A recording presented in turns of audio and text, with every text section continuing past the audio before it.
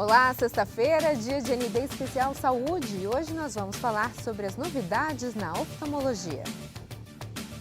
ND Especial Saúde. Oferecimento. Unilaser Hospital Dia. Dedicação que você conhece. Qualidade que você confia. Implante Vida. Renove seu sorriso com tecnologia. Santa Clara Diagnósticos Médicos. Exames laboratoriais com rapidez e segurança. E Mar Saúde. A sua clínica de vacinas de confiança. E para falar sobre esse assunto, eu recebo hoje o Dr. Celso Afonso Gonçalves, sócio fundador da Unilaser Hospital Dia, especialista em catarata, retina e vítreo. Tudo bem, doutor? Seja muito bem-vindo. Tudo bem. E vocês? Tudo bem? Também converso com o Dr. Marcos Alonso Garcia, sócio fundador da Unilaser Hospital Dia, especialista em miopia, hipermetropia e astigmatismo. Tudo bem, doutor? Seja Tudo bem, Roberto. Eu só trato olho direito, ele só olho esquerdo. A gente divide bem. Então vamos falar sobre os dois olhos hoje, é isso, doutor? Vamos começar o nosso bate-papo aqui. Os principais problemas de visão, o que a gente pode falar? Bem, os principais problemas de visão estão nas falhas de grau, né, que a gente fala. Então são os jovens, adolescentes, crianças que têm miopia, hipermetropia, astigmatismo e talvez o principal problema de visão no Brasil, no mundo, está na atenção à criança e ao adolescente, principalmente na fase escolar, e a prevalência de miopia, hipermetropia e astigmatismo, principalmente a miopia, vem aumentando nessa faixa etária, e acho que isso é que a gente tem de mais importante. E depois a gente tem as doenças mais graves que já acometem as pessoas mais velhas, geralmente depois dos 40 anos, tirando a presbiopia, que é a vista cansada, o braço curto, a gente tem a catarata, o glaucoma, o diabetes e mais idade, um pouquinho lá para os 60, 70 anos, a degeneração da mácula.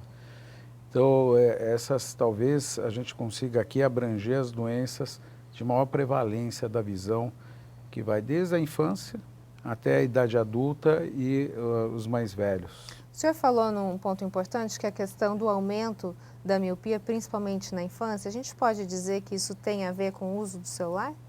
Não só do celular, eu acho que do mundo como um todo, que está ficando um mundo muito próximo. Então ninguém mais usa a visão de longe. Então quando a gente era moleque, a gente ia para a rua, empinava papagaio, jogava bola, ia para a praia. O jovem hoje, quando ele não está preso na escola lendo, estudando, ele está no videogame, ele está no celular, ele está vendo série no computador. Então, o mundo do jovem ficou um mundo muito próximo. Então, grosseiramente falando, lógico que tem todo um processo fisiopatológico, é como se a visão de perto hipertrofiasse e a visão de longe fosse aos poucos atrofiando. Tanto que o míope enxerga bem de perto e enxerga mal de longe. Sim. Né? E essa prevalência de miopia, o Marcos estuda mais miopia do que eu, pode falar, vem aumentando de forma muito importante no jovem e no adolescente. É uma tendência, a gente pode esperar as próximas gerações com prevalência miópica gigante. Antigamente a gente dividia o mundo, existia um equilíbrio entre hipermetropia e miopia. A balança matemática do mundo pendia para a miopia, porque o asiático tinha uma tendência miópica. Hoje o mundo inteiro se rendeu ao tablet, ao celular. Então, eu vou ter bastante trabalho para os próximos anos trabalhando só com miopia, porque é impossível. Mesmo em casa eu não consigo tirar minha filha, porque eles fazem a lição no tablet, eles estudam no tablet, eles se comunicam com os celulares, né? Recentemente eu fui para a China e numa das escolas eles têm uma tentativa de impedir que as crianças fiquem super usando a visão de perto. Então, a carteira escolar do chinês, ela tem uma peça de metal com madeira que impede a criança de chegar perto do tablet ou do caderno. Num primeiro momento, a gente se choca um pouquinho de ver aquela imagem, porque a posição não é tão confortável, ele não consegue chegar perto do tablet. Mas é um pensamento, é uma linha dos chineses de tentar fazer com que essa geração não fique tão míope. Você imagina 1 bilhão e 440 milhões de chineses, o custo para um país que é estatizado de prover tratamento de miopia para 2/3 de uma geração, né? Então a gente vai passar por isso. Nós vamos passar por isso. Já estamos iniciando esse processo. E isso é irreversível, não tem jeito, né? Eu vou ter bastante trabalho. Agora, quando a gente fala de crianças e adolescentes, a gente está falando do uso de óculos, não de lentes de contato. Olha, a lente de contato, ela é uma grande alternativa, mas assim, predominantemente o tratamento ainda é feito através dos óculos. Mas essas crianças que super usam a visão de perto, eles estão começando a ter uma vida intelectual cada vez mais cedo. Sim. Existe até um cálculo mundial entre nível de escolaridade de cada país e correlação com a miopia do jovem. Quanto mais intelectualizado é um país, quanto mais moderno o sistema de ensino, está se encontrando mais míopes. Eles vão ser tratados com óculos. A gente tem um problema nos países que não tem tanto recurso para a saúde pública, porque existe já um certo gargalo para que a criança que não tem recurso consiga a consulta na rede pública e depois ter o recurso para adquirir o óculos e a miopia progressiva. Provavelmente a cada ano esse menor e adolescente vai ter que trocar essas lentes. Então é mais uma preocupação que a gente tem que ter como gestor de saúde pública e privada, é fazer as contas de quanto vai custar a miopia para o mundo. Né? E a partir dos 13 anos, ou seja, a partir de quando o jovem já consegue ter uma noção de higiene boa, você pode começar a pensar em adaptar uma lente de contato. Então, às vezes o jovem chega e fala, eu quero usar a menina, porque é mais vaidosa, 12 anos quer usar a lente de contato. E o critério que a gente usa, teoricamente, ela pode usar, desde que ela tenha a condição de higiene, de cuidar, de limpar, de dar o trato ideal para que essa lente de contato não venha a trazer alguma infecção mais grave para os olhos dela. A gente pode treinar essa criança e permitir que ela use lente de contato já a partir dos 12 anos de idade. E o grau da miopia ficando estabilizado, você pode, a partir dos 20 anos de idade, já pensar na cirurgia para remover o grau, desde que o grau esteja estabilizado há mais de 2 anos e tenha um acompanhamento progressivo e não haja nenhuma contraindicação para a cirurgia. Só para a gente finalizar essa questão da miopia, doutor, muita gente pensa que às vezes o uso do óculos vai estabilizar essa miopia, esse grau. Não quer dizer isso. Na verdade, o grau independe do uso do óculos. O óculos é para dar um conforto visual, é isso? O óculos é para permitir que enxergue. Porque Mas senão, não vai segurar o grau. Não segura o grau. O que segura o grau é o uso consciente da visão. Então, se você coloca o óculos, mas você continua 10 horas por dia no computador, no celular, usando só a visão de perto, esquece de olhar para longe, não faz uma alternância balanceada entre a visão de longe e a visão de perto, a miopia vai continuar progredindo normalmente. E aquela criança que tem aquele olhar de velhinho que fica assim, sabe? Isso. Eu tenho uma em casa que faz uma assim. forma que... Ela não escuta e aperta o olho. A gente acaba, quando a gente fecha a pupila, a gente faz um estenopeico, que a gente chama. Se você tiver um grau grande, você fizer um furo numa cartolina e olhar pelo meio desse furo pequenininho, a luz incide nesse furinho de uma forma que consegue compensar os graus de miopia, astigmatismo e hipermetropia. Então, o que a gente faz é fazer isso, é tentar fechar o olho para enxergar um pouquinho mais. Existe a genética também, independente de toda essa tendência mundial, normalmente pais míopes vão gerar filhos míopes, então é uma preocupação maior. Agora, a criança que não usa o óculos com miopia, o desempenho escolar cai demais. Você não precisa ter um grau muito grande. 1 grau de miopia pode roubar 50% da sua visão dentro do ambiente escolar. Então, o desempenho cai. E cai e, às vezes, a gente não percebe. É muito comum, ainda hoje, o professor chegar para o pai e falar assim, olha, eu acho que ele não está desempenhando bem porque ele está tendo dificuldade de acompanhar a mesma coisa que os demais acompanham. E aquela briga que quem tem filho pequeno, né, tira o cara que está no fundo, põe na frente. Meu filho é míope, eu quero que fique na frente, mas daí ele é grandão e atrapalha o outro. Pequeno, é complicado. Então, isso é muito comum.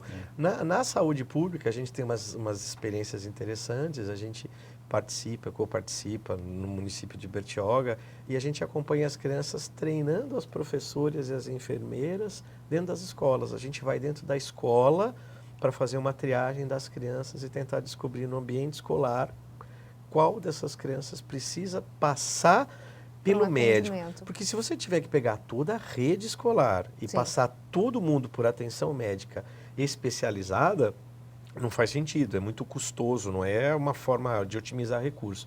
Então a gente vai triar na escola e a gente acaba achando um universo de 10% dessas crianças que não conseguiu passar na linha de corte da visão, essas a gente agenda, leva para a escola e aí a gente tenta em programas de parceria com outras instituições, às vezes até conseguir o óculos e a lente para essas crianças, que é o mais importante. Né? Okay, a gente vai para um rápido intervalo e na sequência a gente continua a falar sobre as novidades na oftalmologia. Eu volto já já. O ND Especial Saúde está de volta e o nosso assunto de hoje são as novidades na oftalmologia.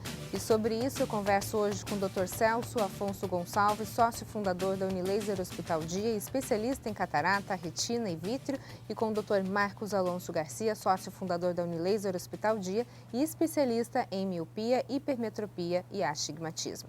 A gente estava falando sobre a quantidade de... O senhor estava falando sobre o trabalho em Bertioga, né? Com as crianças de lá, e tem foi publicada no site da revista Veja, em maio do ano passado, uma pesquisa do Ibope que falava que 34% dos brasileiros nunca visitaram um oftalmologista. É um número interessante, né? Um terço dos...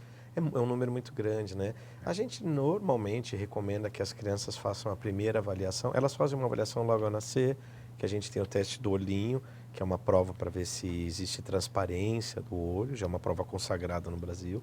Depois é interessante fazer uma primeira avaliação pré-escolar, antes de entrar na escola. E a maioria dos pacientes não vai conseguir escapar de um consultório de oftalmologia dos 40 anos para frente, que é quando a gente começa a ter os primeiros problemas de visão, né? São marcos. Não sei o que acontece, né, doutor? O negócio O ser humano é perecível. A gente tem uma pesquisa interna nossa, bem interessante lá na Unilaser. A gente tem, graças a Deus, um arquivo bastante cheio, né? Temos mais de 200 mil fichas de atendimento no nosso prontuário da Unilaser, mais de 200 mil prontuários mesmo. E a gente fez um levantamento que a mulher frequenta o oftalmologista, né? Eu estou falando isso porque a gente fala em 34%, da impressão que é falta de acesso à saúde só, e não é. A mulher, nessa pesquisa da Veja, deveria ter isso e não tem, pelo menos eu não li, talvez tenha, eu não tenho observado, há uma diferenciação entre homens e mulheres. A mulher vai com frequência ao médico, ela vai com frequência ao oftalmologista, e o homem só vem carregado pela esposa, senão ele não vai. E olha lá, né? A gente opera catarata nas mulheres muito mais jovens do que no homem. Se você pega uma mulher aos 65 anos, você propõe uma cirurgia de catarata para ela, ela se submete à cirurgia e aceita com mais facilidade. O homem protela até os 80, se deixar. Falando exatamente sobre essa questão da catarata, a catarata causa cegueira?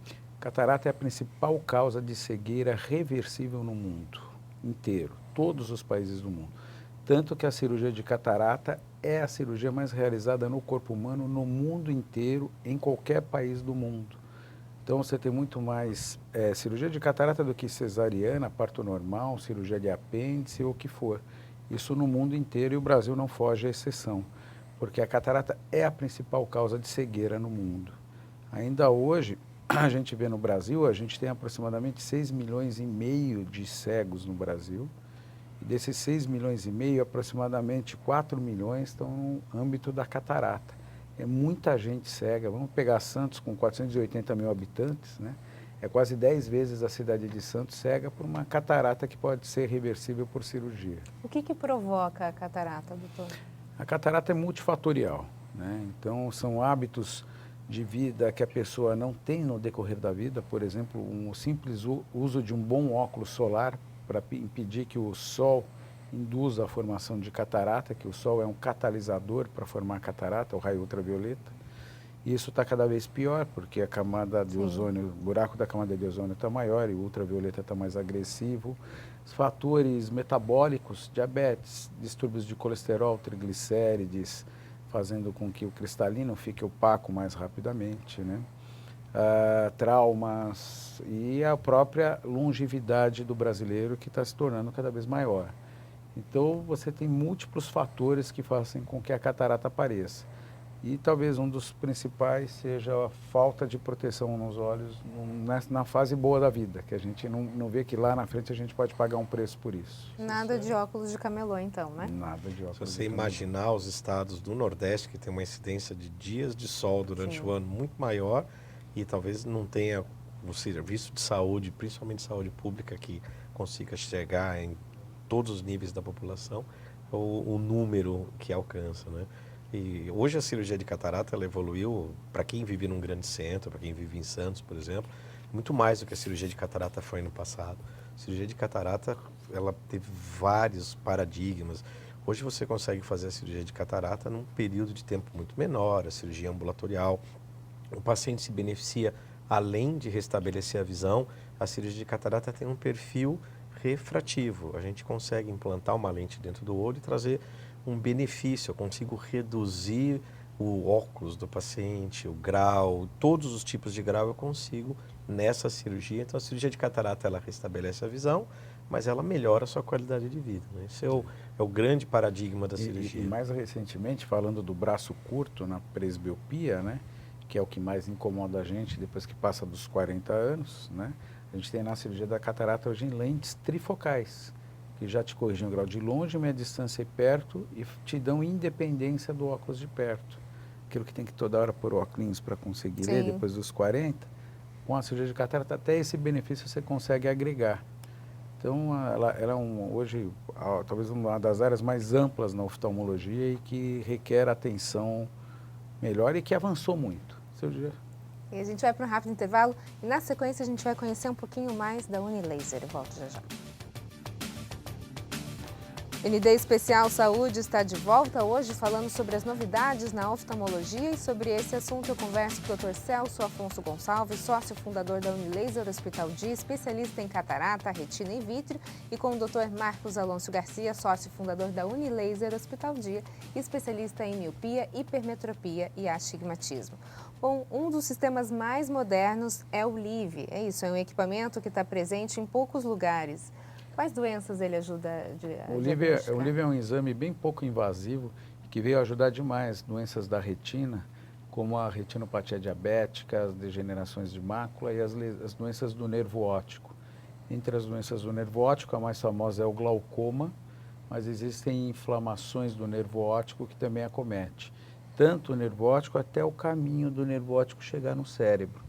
Então, você consegue, com o LIV, fazer um estudo eletrofisiológico de toda essa região, coisa que antes não era possível. E hoje é um exame que está se tornando acessível. Na Baixada, a Unilaser, somente a Unilaser tem. E no Brasil, hoje, a gente tem 12 máquinas operando no Brasil. E a tendência é que isso vá se tornando cada vez mais útil e popular entre os médicos e a população, porque o benefício agregado é muito grande para essas doenças.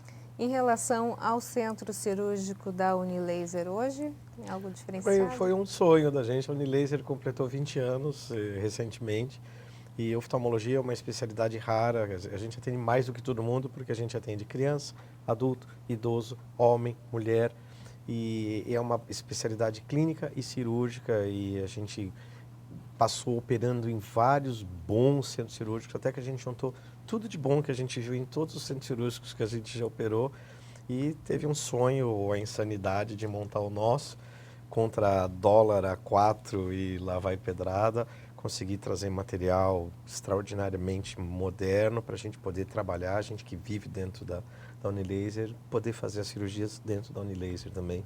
É um sonho da gente. Hoje a gente pode fazer a moderna cirurgia de catarata lá dentro, as cirurgias de retina e vítreo, que são as cirurgias hoje mais complexas da microcirurgia, talvez de toda a microcirurgia, mas com certeza da oftalmologia. E hoje a gente agregou para a Unilaser um centro cirúrgico próprio, que atende desde os pacientes eletivos até os nossos pacientes de urgência. E para a gente finalizar, o hospital tem a certidão ONA nível 2? ONA nível 2. O que é isso, que veio linkado com o centro cirúrgico. Quando você atende hoje em medicina um paciente, você tem que prezar pela qualidade do atendimento e pela segurança do paciente. Esse é o grande diferencial do ONA com relação às certificações de ISO. Então, o ONA é algo muito específico para a área da saúde e quando a gente montou o centro cirúrgico, a gente viu que nós temos que trazer segurança para o nosso paciente. Então, o ONA é uma certificação que você vai ter se você tiver checagem, tiver toda a qualidade de atendimento ao paciente, desde a entrada dele na clínica até a realização de qualquer procedimento, seja um exame como o LIV, uma cirurgia como uma cirurgia de catarata. E você tem como protocolos e POPs para seguir de forma extremamente rígida e você, com isso, traz segurança ao paciente. Então, a chance de um paciente hoje entrar na Unilaser ou qualquer instituição que tenha um ONA 2 e fazer uma cirurgia no olho errado, fazer uma cirurgia errada, implantar uma lente errada ou ter alguma complicação é mínima e é um certificado de que o paciente pode se sentir seguro numa instituição que seja acreditada a ONA 2. E nada melhor do que segurança quando a gente fala de saúde, né? Sem Doutor dúvida. Celso, muito obrigada pela sua participação. Doutor Marcos, muito Obrigado obrigada. a você, Sucesso Roberto. aí Obrigado. nos Muito próximos obrigado. 20 anos da Unilaser, então. Obrigado. O ND Especial Saúde fica por aqui. Uma ótima noite para você. Bom final de semana. Fique agora com o Jornal da Band. A gente se vê na segunda-feira. Até lá.